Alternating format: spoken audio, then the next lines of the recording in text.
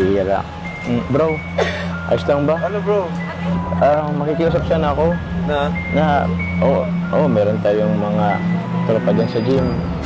Kaso, Bro, Oo. hindi ako yun Nagsabi lang siya sa akin. si Kalba, yun na nga bro eh. Nag-live pa naman siya nung isang araw, nag-train lang mag-vlog. Gusto yata magpa-promote ng YouTube channel. Actually nga bro, yan sabihin ko na. Actually, nagtanong siya sa akin nung nag-gym kami kung gusto niyang sumali sa jump car.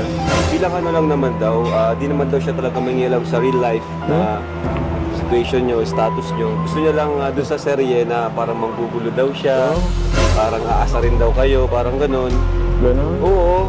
Ikaw ba? Anong masasabi mo doon? Huwag ka naman maniwala bro. Huwag ka Kasi sabi niya, maniwala. close naman daw kayo, baka maintindihan mo naman daw. At saka pinaka gusto niya, yung channel daw niya ma-promote. Ganun ba?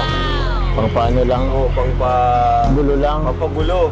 Baka gusto ka na gulo yung buhay namin gawin na niya. Yun ang di ko alam. Sa totoong buhay, baka may gusto rin siyang, may pinaplano rin siya. Baka nga may pinaplano din. Ikaw bro, sa tingin mo? Hindi ako, kayo bro.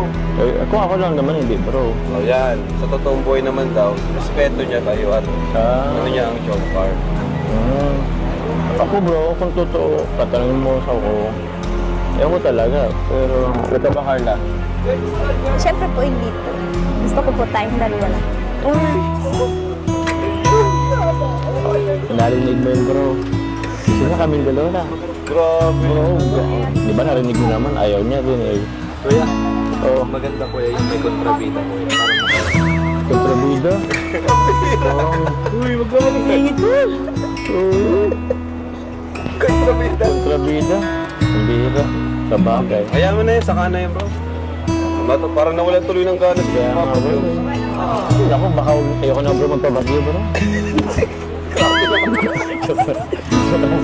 Hindi na bro, tara Carla. Pila na kita. Meron po. Kunti na lang oras natin ay. Ikaw, may napili ka na. Ang ganda bro. Oo bro. Gusto ko rin Huwag ka na bro. Sige.